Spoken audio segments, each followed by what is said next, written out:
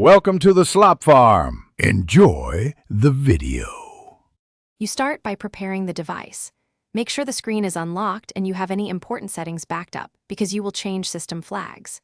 Tap Settings about Phone, then hit build number 7 times to enable developer options. This grants the menu you need. Once done, open Settings System Developer Options and scan the list. Mentally note toggles like USB debugging, OEM unlock, and animation scales so you can confirm they reset correctly. Now you perform the actual reset. If the developer options menu includes a top-level toggle or a 3-dot menu with reset to default, use that first. It explicitly restores flags to stock values. If there is no built-in reset, disable developer options, then go to App Settings Storage and clear data to remove persisted flags. This resets more than just the menu. For advanced users, you can use ADB commands to overwrite global settings, but proceed carefully and know why each command runs. Finish by verifying the reset.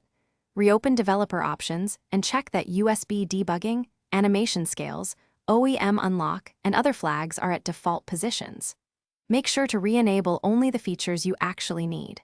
Reboot the device to apply changes and clear transient state.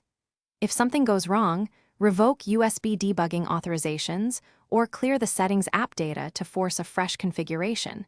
If developer options still misbehave, consider a full factory reset only after you preserve backups. Thanks for watching. Consider subscribing if we helped you today.